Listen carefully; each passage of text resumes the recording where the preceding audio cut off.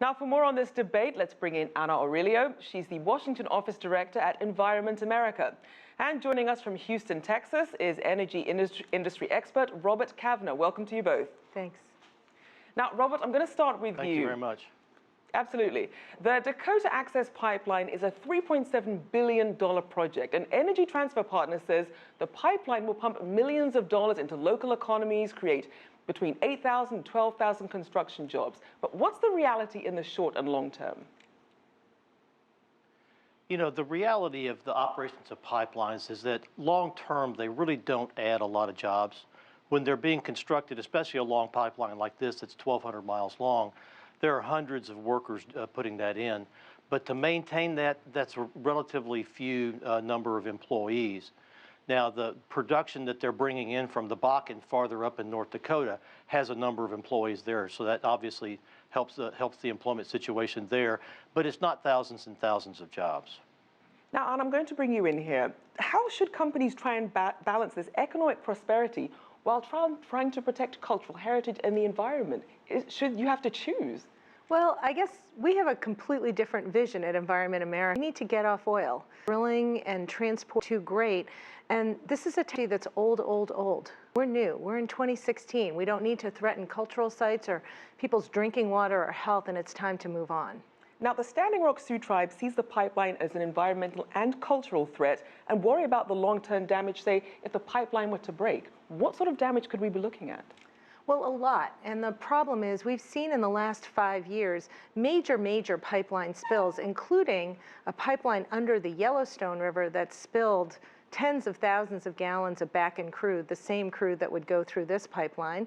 We've seen on the Kalamazoo River a pipeline spill that spilled 1 million barrels of oil. That's going to cost $1 billion to clean up so far, right. And it threatens people's drinking water. So all of those are real impacts. Oil is dirty and it's dangerous, and you don't want it going near your water supply. Now, Robert, let me bring you in here. What's your response to that? Well, Annie's right. I mean, oil and gas is an old technology, and the challenge we have in the U.S. today is that we do not have a comprehensive energy policy. We burn about 19 million barrels of oil a day. The new technologies that have been developed over the last 10 years or so have allowed us to import less oil from countries who hate us, but we're still burning that 18 to 19 million barrels a day, and we clearly need to have a comprehensive energy policy that reduces that burn.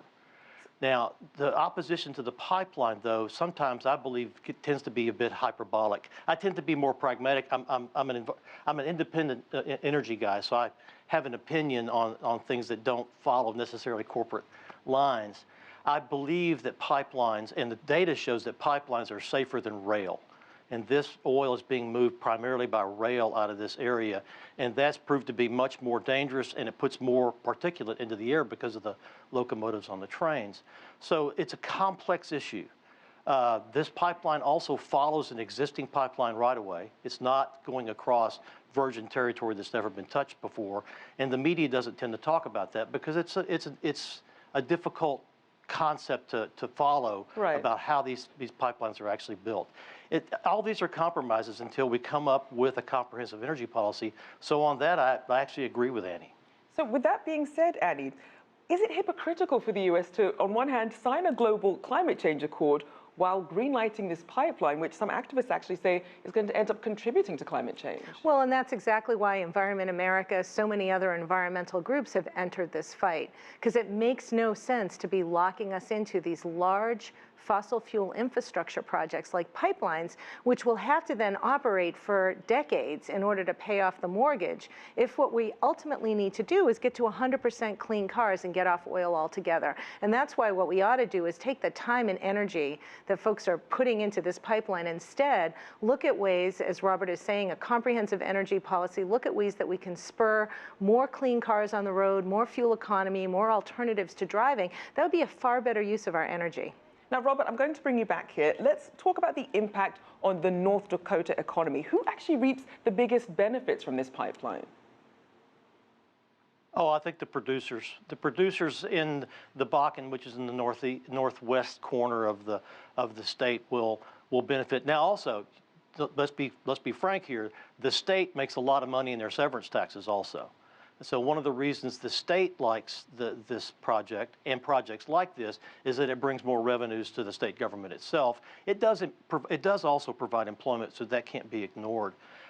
So the economic impact of the oil and gas industry in North Dakota today is pretty substantial. At higher oil prices, obviously, it's more substantial.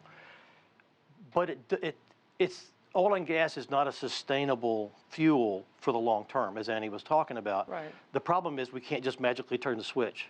There's got to be some investment in new renewable. And if you put those renewables in North Dakota, that provides employment there. But that takes political leadership.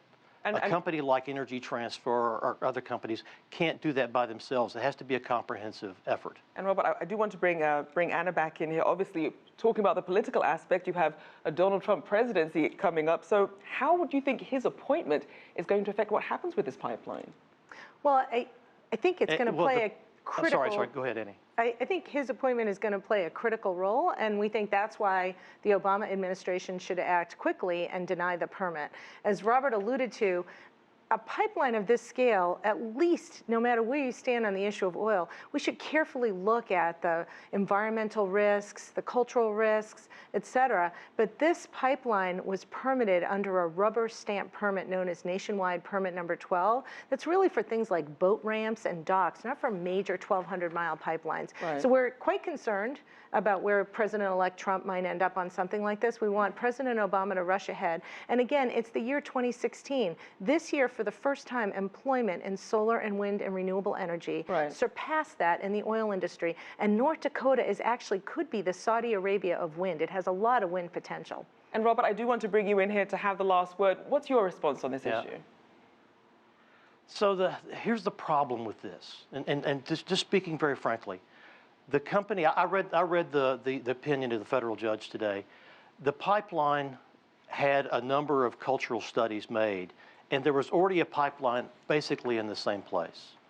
And the judge noted that the pipeline route had been moved 141 times to try to accommodate these cultural finds that were in that particular area.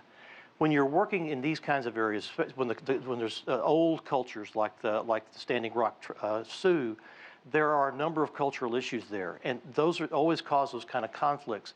I think for moving this oil, because it's going to be produced no matter what we do, it's safer through this pipeline than it is. And I know Annie doesn't like hearing this, but it's safer through this, I think, than it is by rail.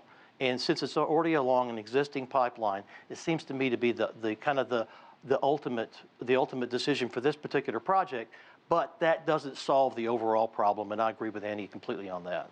Well, unfortunately, we'll have to leave it there. We'll have to see what happens. Our thanks to Anna Aurilio, Washington Office Director at Environment America, and energy industry expert Robert Cavnar. Thank you both.